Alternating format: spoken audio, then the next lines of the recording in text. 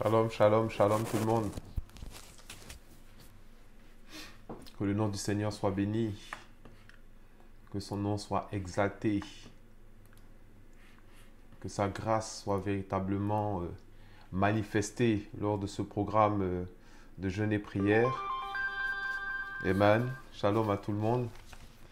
Bienvenue à notre réunion du soir, réunion de 22 heures.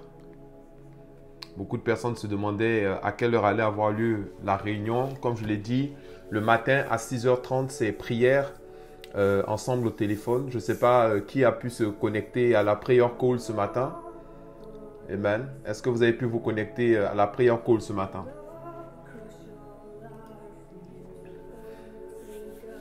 Amen.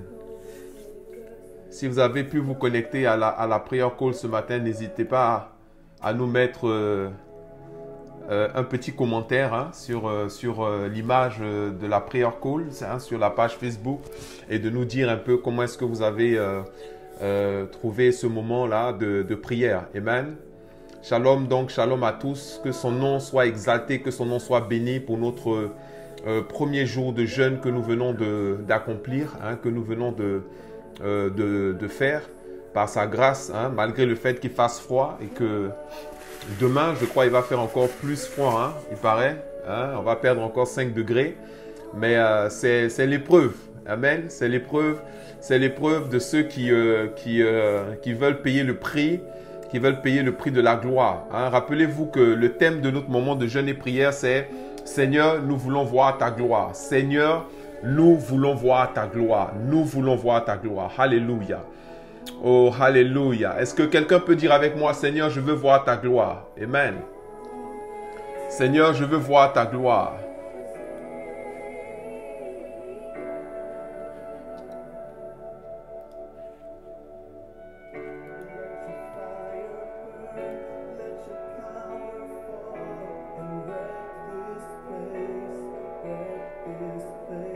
Ok.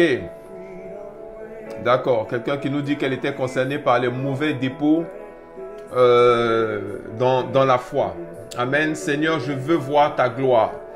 Amen. Voilà. 12 jours de jeûne et prière. 12 jours de jeûne et prière parce que nous voulons véritablement voir la gloire de Dieu se manifester, la gloire de Dieu éclater dans notre vie. Amen. Seigneur, je veux voir ta gloire. Alléluia. Alléluia. Seigneur, je veux voir ta gloire. Au nom de Jésus. Je veux voir ta gloire, Seigneur. Alléluia. Alléluia. Élève la voix et prie ton Dieu ce soir. Amen.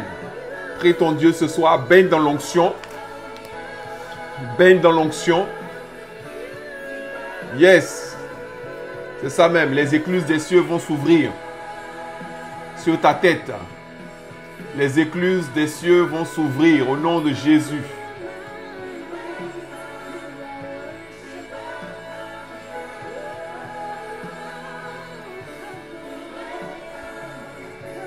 Oh, alléluia. Oui, Seigneur mon Dieu, nous voulons voir ta gloire. Nous voulons voir ta gloire se manifester dans notre vie, Seigneur mon Dieu. Nous voulons voir ta gloire se manifester dans notre vie.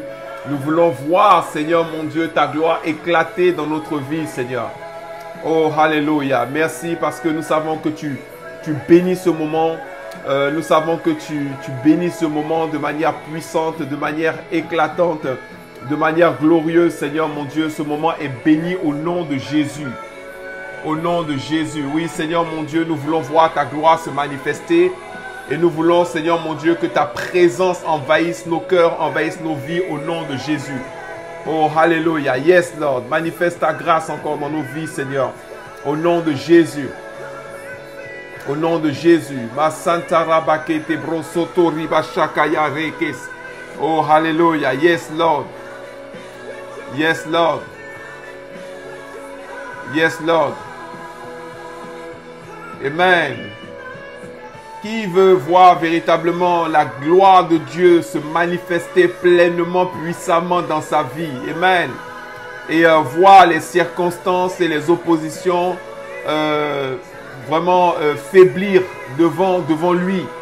Amen. Cela est possible. Cela est possible. Mais il y a un prix à payer.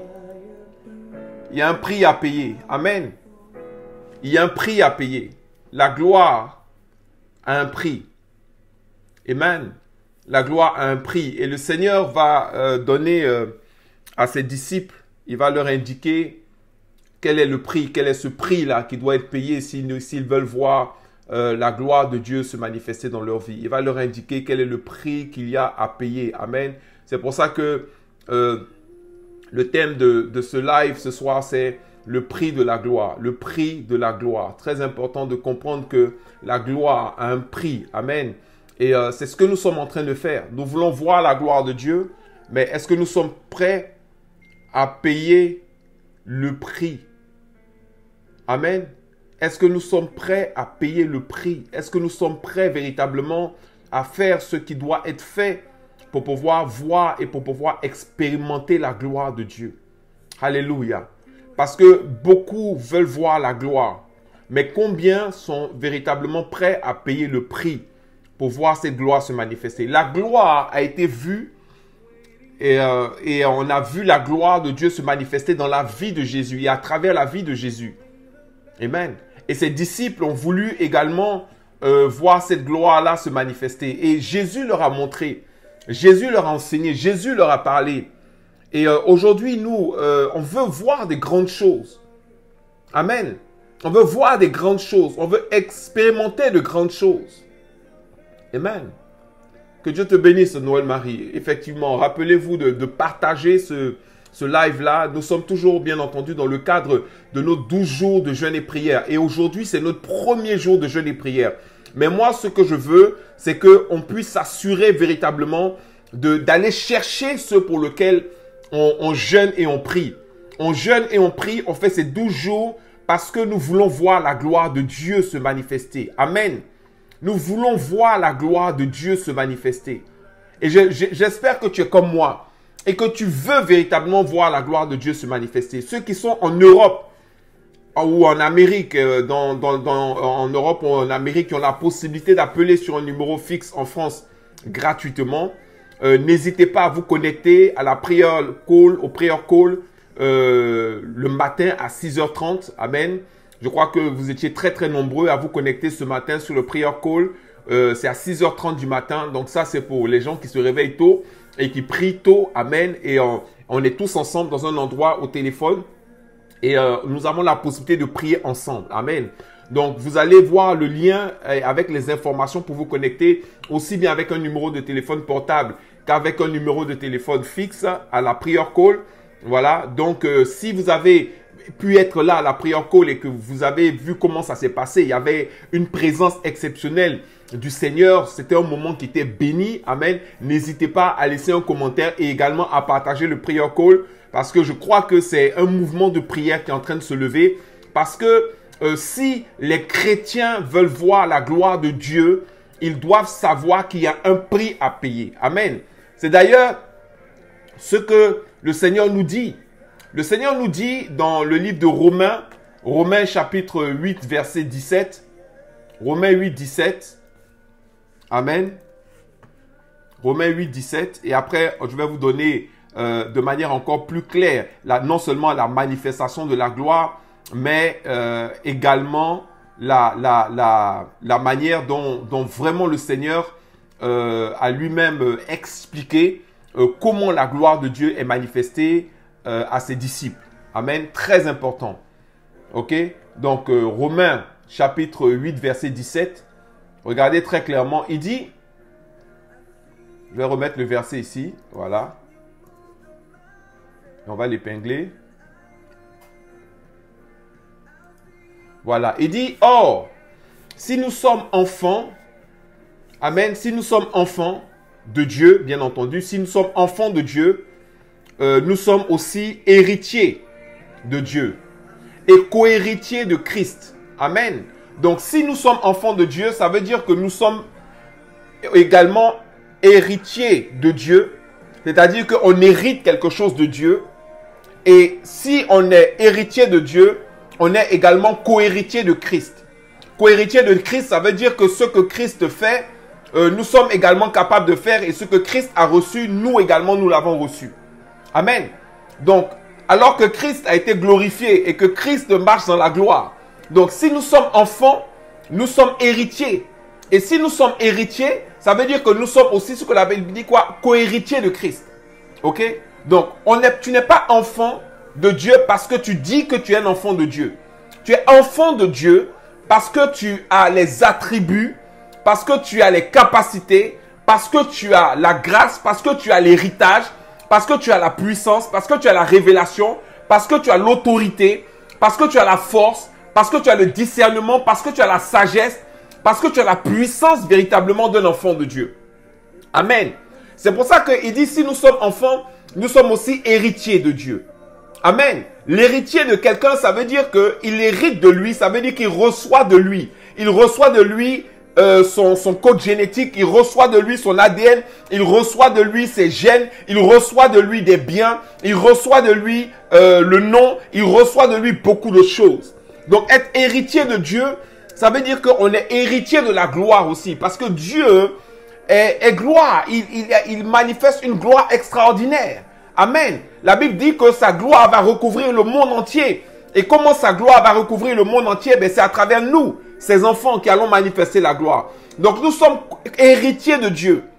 Avant tout, nous sommes quoi? Héritiers de Dieu. Nous sommes héritiers de Dieu. Ça veut dire que nous recevons de Dieu. Et nous sommes quoi aussi? Co-héritiers de Christ. Ça veut dire que nous sommes placés au même niveau que Christ. Nous sommes placés au même niveau que Christ. Nous sommes co-héritiers. Amen. C'est pour ça que Christ a dit que ceux qui me suivront, non seulement feront les choses que je fais, mais ils en feront de plus grandes. Non seulement ils feront les choses que je fais, mais ils feront des plus grandes choses encore que ce que je fais. Amen. Parce que nous sommes héritiers de Dieu et nous sommes co-héritiers de Dieu. Donc, la gloire fait partie de l'héritage. L'autorité fait partie de l'héritage. La sagesse fait partie de l'héritage. Amen. L'intelligence fait partie de l'héritage. La puissance fait partie de l'héritage. La gloire fait partie de l'héritage. Alléluia. Mais il dit si toutefois, donc il y a une condition, si, il y a un si, qui veut dire qu'il y a une condition, c'est conditionné. Si toutefois, amen, nous souffrons avec lui, si toutefois nous faisons quoi? Nous souffrons avec lui. Amen. En réalité, le mot qui est utilisé par souffrir, c'est si toutefois nous payons le prix avec lui. Amen. Si toutefois nous payons le prix avec lui, si toutefois nous faisons les efforts qui doivent être faits avec lui. Amen. Afin d'être glorifiés avec lui. Donc, Christ est glorifié. Et il dit, si nous voulons être glorifiés avec lui, nous devons faire quoi? Nous devons souffrir avec lui. En d'autres mots, nous devons payer le prix avec lui. Donc, il y a un prix à payer pour marcher dans une vie glorieuse. Il y a un prix à payer pour être glorifié avec Christ. Il y a un prix à payer pour expérimenter véritablement la grâce surnaturelle, la gloire de Dieu dans toutes ses dimensions, pour voir la puissance de Dieu à l'œuvre et se manifester dans notre vie et dans tous les domaines de notre vie. Il y a un prix à payer pour ça. Pour avoir cette autorité-là qui surpasse l'entendement. Cette autorité à laquelle les dominations, les esprits méchants dans les lieux célestes, les principautés et toutes ces choses-là sont obligés de se soumettre. Amen. Vous voyez, un peu plus loin dans le verset 26, il parle encore. Il dit, et ça c'est juste une, comment on appelle ça, un quote, en anglais on dit hint, c'est-à-dire une indication. Il dit, de même aussi, l'Esprit nous aide dans notre faiblesse, car nous ne savons pas ce qu'il convient de demander dans nos prières. Mais l'Esprit lui-même intercède par des soupirs inexprimables. Ça, c'est pour introduire la notion du parler en langue qui est insufflée par l'Esprit pour venir au secours de notre faiblesse dans la prière. Donc, Dieu reconnaît que pour pouvoir marcher, en fait, dans une certaine dimension de gloire, on doit pouvoir payer le prix et on doit pouvoir payer le prix dans la prière.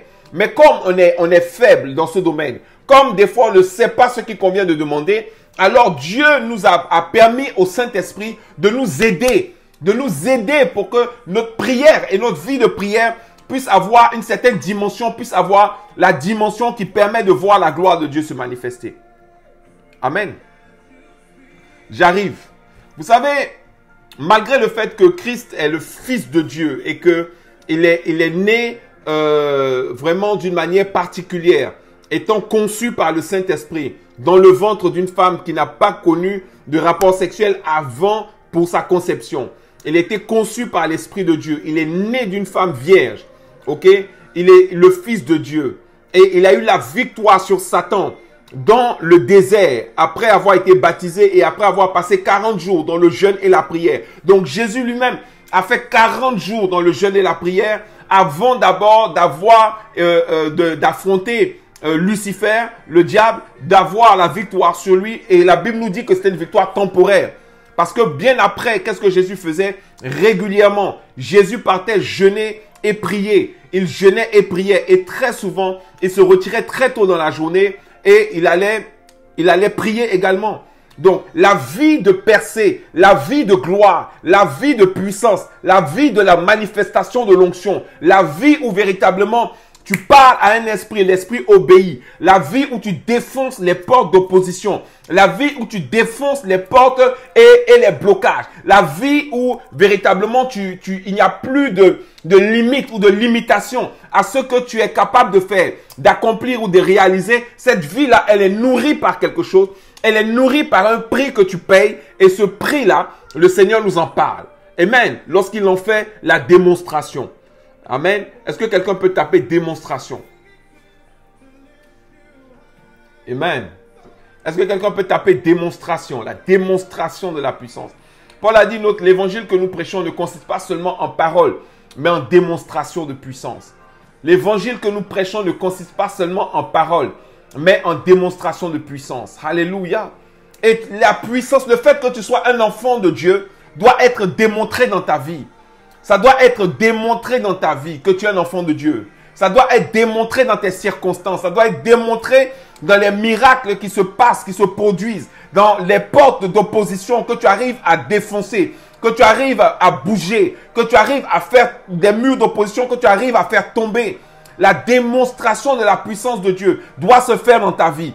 Et à partir de maintenant, je déclare que ta vie est une démonstration de la puissance de Dieu. Je déclare que ta vie est un témoignage de la puissance de Dieu. Je déclare que ta vie voit la gloire de Dieu se manifester. Si tu le crois, tape Amen 3 fois. Alléluia. La démonstration de la puissance de Dieu dans ta vie au nom de Jésus. La puissance de Dieu est démontrée dans ta vie à partir de maintenant au nom de Jésus. Dans tous les domaines, dans toutes les circonstances, dans toutes les choses qui affectent ta vie, je déclare que tu vois la puissance de Dieu, la gloire de Dieu se manifester. Et que la démonstration de la supériorité de Dieu est faite pleinement dans ta vie au nom de Jésus. Alléluia.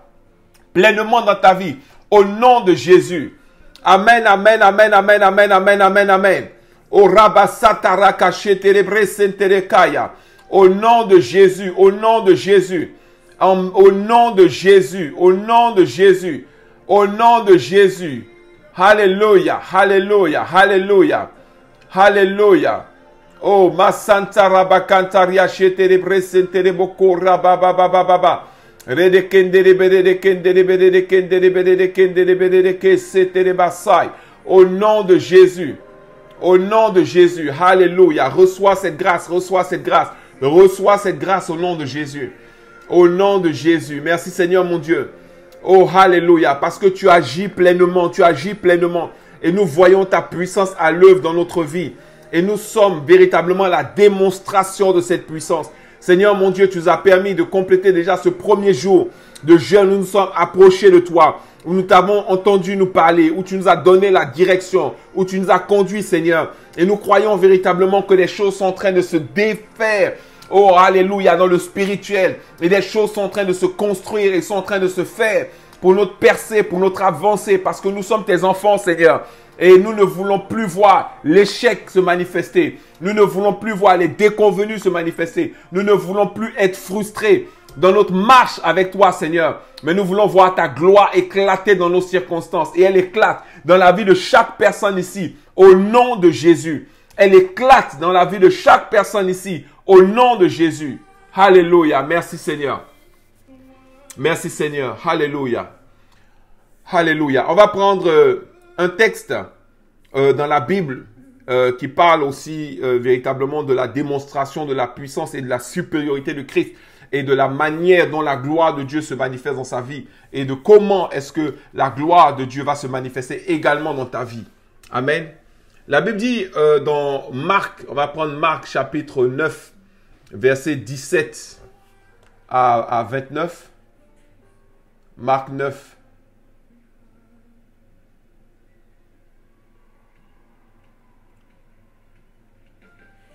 Ok, il y a une petite erreur.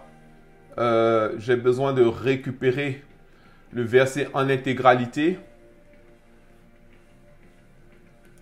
Voilà. Donc Marc chapitre 9, verset 17. Verset 17 à 29. La Bible dit, si vous avez la possibilité de mettre tout ça, on peut pas copier tout ça dans le texte, donc on va le lire. Et de toute façon, vous connaissez l'histoire et on va se concentrer juste sur le verset qui nous incombe. Ok, sur le verset qui nous incombe. Et puis, comme ça, on va ressortir la notion principale.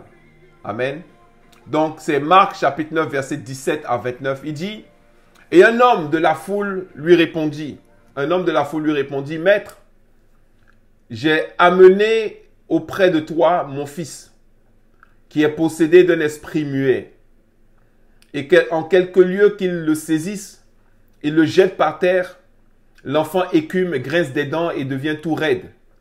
J'ai prié tes disciples de chasser l'esprit et ils n'ont pas pu. J'ai prié tes disciples de chasser l'esprit et ils n'ont pas pu. Amen. J'ai prié tes disciples de chasser l'esprit et ils n'ont pas pu. Ils n'ont pas pu. Vous voyez, parce que les disciples étaient limités.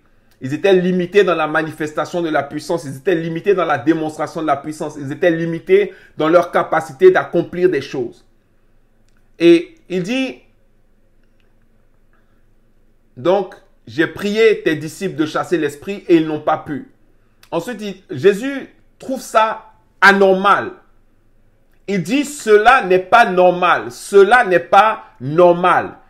Voilà, il dit, race incrédule, leur dit Jésus, verset 19. Race incrédule, leur dit Jésus. Jusqu'à quand serai-je avec vous? Jusqu'à quand vous supporterai-je? Amenez-le-moi. Amen. Donc, Jésus fait des reproches à ses disciples. Parce qu'en ce qui le concerne, lui, il ne comprend pas comment ça se fait que ses disciples n'arrivent pas à chasser un petit esprit comme ça. Il dit, mais race incrédule, leur dit Jésus. Jusqu'à quand serai-je avec vous? Jusqu'à quand vous supporterai-je? Amenez-le-moi. Ok? Donc ça, c'est des reproches. D'abord, il les traite de race incrédule. Ça veut dire qu'ils font partie d'une autre race. Ils font partie de la race de ceux qui ne croient pas. Ils font partie de la race de ceux qui ne croient pas. Parce qu'il y a la race de ceux qui croient et il y a la race de ceux qui ne croient pas. Il y a la race de ceux qui ont foi en Dieu et il y a la race de ceux qui ne croient pas. Mais certains disent qu'ils croient, mais alors qu'en réalité, ils ne croient pas. Vous voyez? Donc, il leur dit, mais race incrédule. Parce que concernant la gloire, Jésus a dit quelque chose qui est très important. Il a dit, si tu crois, tu verras la gloire de Dieu. Si tu crois, tu verras la gloire de Dieu. En d'autres mots, si tu ne vois pas la gloire de Dieu, c'est parce que tu ne crois pas. Et tu vas me dire, mais je crois. Mais est-ce que tu crois vraiment? Parce que si tu crois vraiment, il y a des choses que tu seras capable de faire en réalité. Tu vas pouvoir payer le prix. Continuons. Et la Bible dit, Jésus dit, amenez-le-moi. Jusqu'à quand vous supporterez? Ça veut dire, jusqu'à quand je vais vous supporter? Parce que c'est dur d'être avec vous. C'est difficile de marcher avec vous. C'est difficile d'être avec vous. Pourquoi il dit ça? Parce que la Bible dit, or sans la foi, il est impossible de lui être agréable. Car il faut que ceux qui s'approchent de lui croient qu'il existe et qu'il est le rémunérateur de ceux qui le cherchent. Donc quand quelqu'un n'a pas une foi qui se manifeste d'une certaine manière, il est en quelque sorte désagréable à Dieu. Il est désagréable à Dieu. Donc par conséquent, désagréable à Christ. Christ a dit, mais jusqu'à quand vous supporterai-je? Vous m'insupportez. Jusqu'à quand vous supporterai-je? Amenez-moi cet enfant. Et on le lui amena. Donc on lui amène l'enfant. Et la Bible dit, et aussitôt que l'enfant vit Jésus, dès que l'enfant a vu Jésus, l'esprit l'agita avec violence, il tomba par terre et se roulait en écumant. Donc il a commencé déjà à avoir une manifestation de l'esprit. Jésus demanda au Père, mais combien y a-t-il de temps que cela lui arrive? Ok? Combien y a-t-il de temps que cela lui arrive? Depuis son enfance, répondit-il. Depuis son enfance, cet esprit se manifeste de la sorte. Et souvent, l'esprit l'a jeté dans le feu et dans l'eau pour le faire périr. Moi, j'ai du mal, en fait, quand j'entends des témoignages de chrétiens qui disent que des esprits les empêchent de dormir, les esprits les empêchent d'avoir une vie normale, les esprits les empêchent de faire ceci, les esprits les empêchent de faire cela. Ce n'est pas un état de fait normal. Ce n'est pas un état de fait normal. Les esprits ne peuvent pas t'empêcher de faire quelque chose. La Bible dit, voilà les signes qui accompagneront ceux qui auront cru. En mon nom, ils chasseront les démons. C'est un des premiers dons que nous recevons. Et celui qui est en toi est plus fort que celui qui est dans le monde. Ce n'est pas un état normal. C'est cette manière-là d'être ballotté et d'être écrasé par les mauvais esprits. Et Jésus lui dit, mais depuis combien de temps? Et le Père commence à décrire la situation. Et le Père va lui dire ensuite, mais si tu peux quelque chose, viens à notre secours, aie compassion de nous. Et Jésus répond quoi? Jésus répond, si tu peux. Jean, il est surpris, si tu peux. My God. Peut-être que les disciples n'ont pas pu. Mais est-ce que ça veut dire que Jésus ne peut pas? Pourquoi? Parce que lui, my God, il marche dans la gloire. Il expérimente la gloire, il manifeste la gloire à une certaine dimension. Si tu peux. Et Jésus répond, tout est possible à celui qui croit. Oh my God, my God, my God, my God. Est-ce que quelqu'un peut taper ça? Tout est possible à celui qui croit. Tout est possible à celui qui croit. On dit quoi? Tout est possible à celui qui croit. Tout. Est-ce que c'est quelque chose? Est-ce qu'il y a quelque chose qui est impossible? Non. La Bible dit quoi? Tout est possible à celui qui croit. Amen. Est-ce que toi-même tu le crois? Tout est possible à celui qui croit. Tout est possible à celui qui croit. Alléluia. Tout est possible à celui qui croit. Tout, absolument tout est possible à celui qui croit. Amen. Donc si tu le crois, si nous le croyons, alors tout est possible. Tout est possible. Cela nous devient possible. Cela est possible. Je déclare qu'il n'y a aucune impossibilité dans ta vie au nom de Jésus. Je déclare qu'il n'y a aucune situation qui est impossible ou qui reste impossible ou qui demeure impossible dans ta vie au nom de Jésus. Tout est possible dans ta vie au nom de Jésus. Tout est possible dans ta vie au nom de Jésus. Car tout est possible à celui qui croit. Tout. À celui qui croit, tout est possible. Tout, absolument tout. J'aime bien ce mot tout là. Ça veut dire qu'il n'y a rien à exclure dedans. Absolument tout est possible à celui qui croit. Alléluia. Tout est possible au nom de Jésus. Au nom de Jésus, tout est possible. Tout est possible. Tout est possible. Amen. Cela t'est possible au nom de Jésus. C'est possible que tu renverses la machine. C'est possible que tu défies la fatalité. C'est possible que tu transformes la situation. C'est possible que la victoire émerge là où on ne l'attendait pas. Là où on croyait que ce n'était pas possible. Tu vas emmener la possibilité au nom de Jésus. Je déclare que tout est possible. Alléluia à celui qui croit. C'est Jésus qui l'a dit. La Bible dit au verset 24, aussitôt le père de l'enfant s'écria, je crois, viens au secours de mon incrédulité. Vous voyez, j'ai posté une vidéo sur la prière. Il y a un moment où j'ai mis prière puissante pour raviver la foi.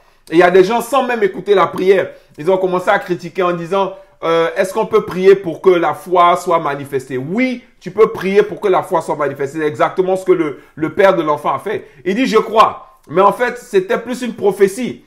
Il dit, je crois. Mais après, il dit quoi? Viens au secours de mon incrédulité. Parce que, en fait, tu ne crois pas. Tu ne croyais pas.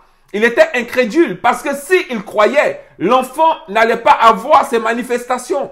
Il n'allait pas avoir ces blocages. Il n'allait pas subir ça depuis la naissance. Quand Jésus lui demande, mais depuis quand est-ce que cette situation se manifeste dans la vie de l'enfant? Il dit, depuis sa naissance. Ça veut dire que depuis sa naissance jusqu'à aujourd'hui, à aucun moment son père n'a été capable de croire pour voir le miracle. La preuve, il en voulait aux disciples parce que les disciples n'ont pas pu chasser l'esprit. Mais lui-même, qu'est-ce qu'il a fait? Quelle était sa position? Tu es héritier de Christ. Tu es héritier de Dieu, co-héritier avec Christ. Ça veut dire que ce que Christ est capable de faire, toi également tu es capable de le faire. Mais la vraie question c'est, est-ce que tu le crois? Est-ce que tu le crois? Est-ce que tu le crois réellement? Est-ce que tu le crois sincèrement? Est-ce que tu le crois?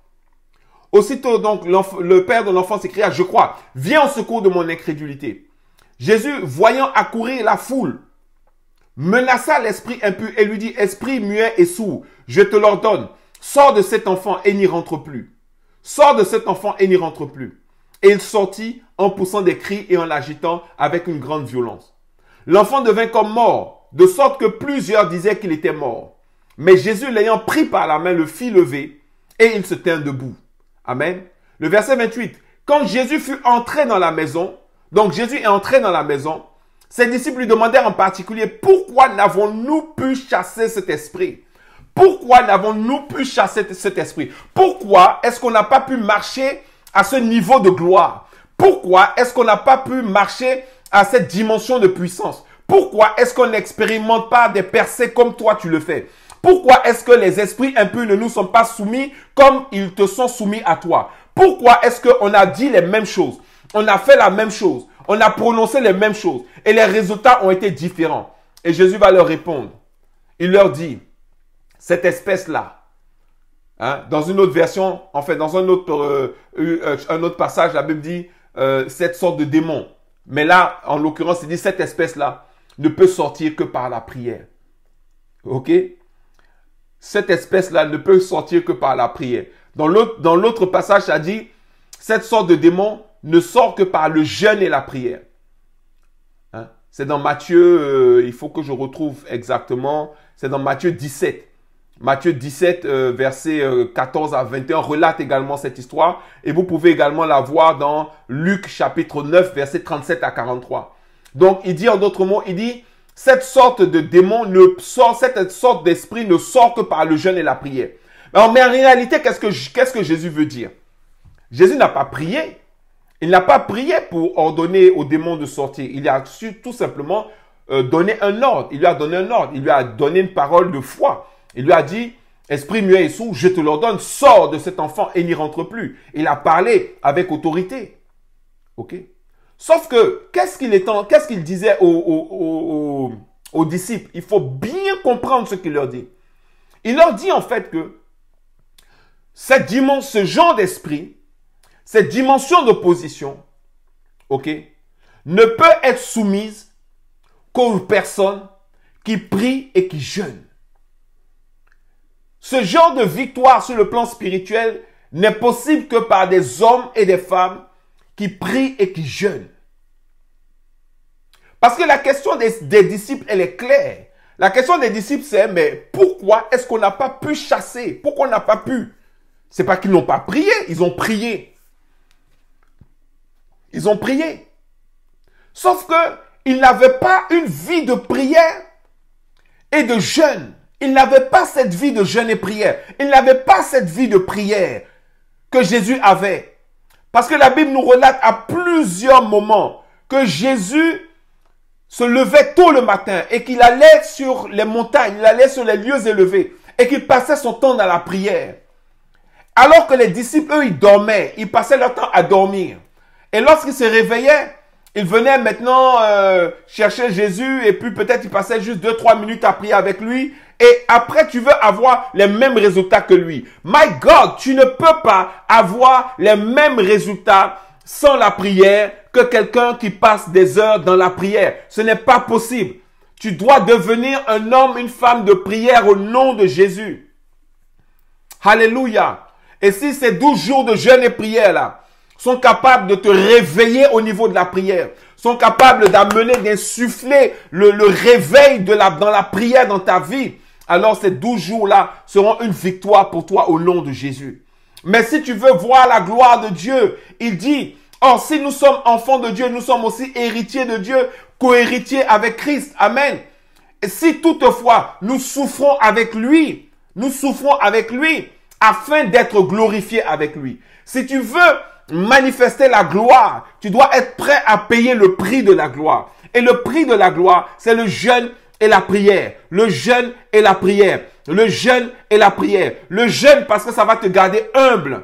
Ça va te garder humble, quels que soient les millions que tu as dans ton compte en banque, quel que soit le succès que tu as, quel que soit les richesses que tu as, quel que soit le nombre, la quantité de nourriture qui est remplie dans ton frigo et tout le luxe dans lequel tu es entouré, lorsque tu jeûnes, tu es en train de dire à Dieu, Seigneur, je dépends de toi, je te suis soumis, alléluia. Je sais que toutes ces choses me viennent de toi. Ça sert à rien de le dire. Parce qu'il y a des gens qui le disent, mais ils n'en croient pas moins.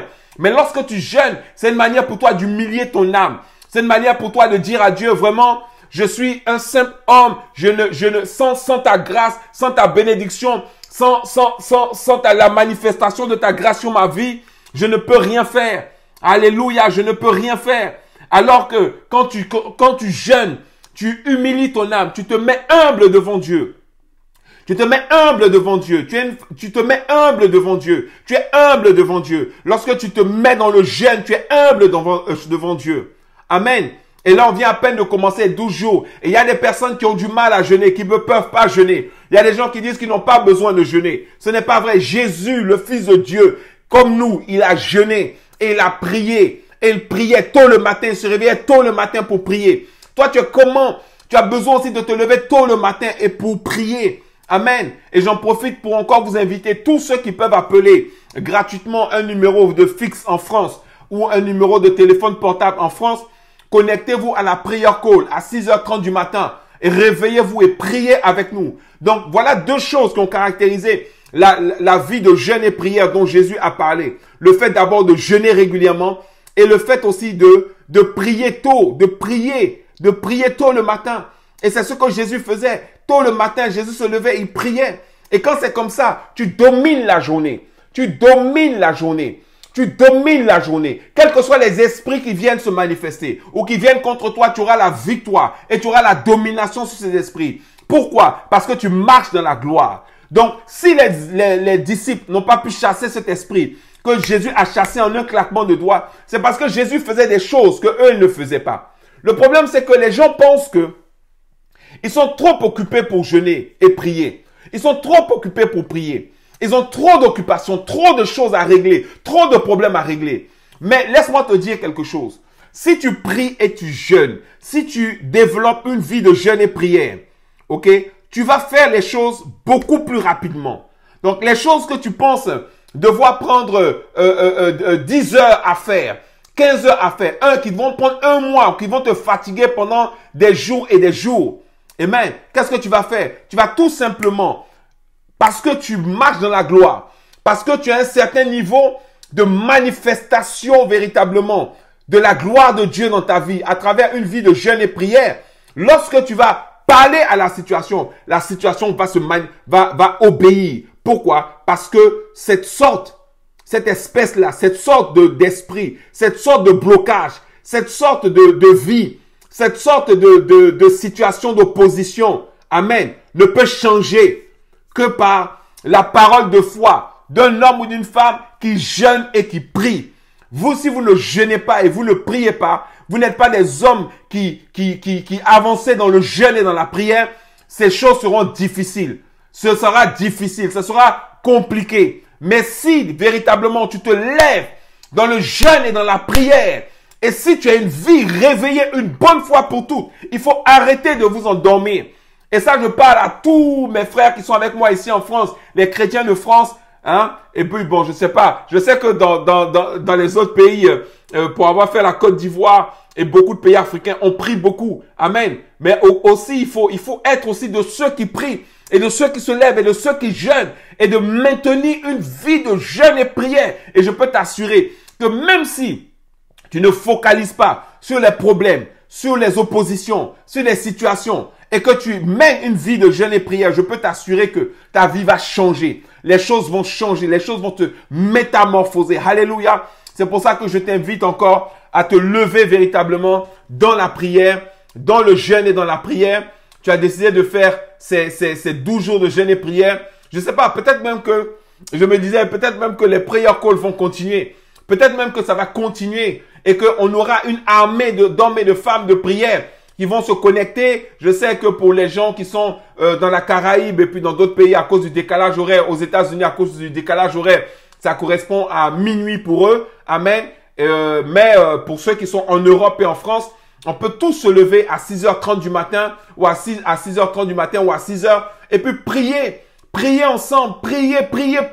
L'église doit prier. On doit se réveiller dans la prière parce que Dieu ne nous a pas donné un autre moyen que la prière pour pouvoir ouvrir les écluses des cieux et pour pouvoir voir la gloire de Dieu, pour voir la bénédiction de Dieu, pour voir la puissance de Dieu, pour voir les grâces de Dieu, pour voir l'onction de Dieu descendre dans notre vie et littéralement se manifester dans nos circonstances. Alléluia. Donc, réveille-toi une bonne fois pour toutes. Réveille-toi dans ta vie toi-même de prière. Réveille-toi dans ta vie de prière en couple. Réveille-toi dans ta vie de prière en famille. Réveille-toi dans ta vie de prière et vois les oppositions, les barrières, les blocages, les situations d'impossibilité, les maladies éclater et vois la gloire de Dieu se manifester dans ta vie au nom de Jésus.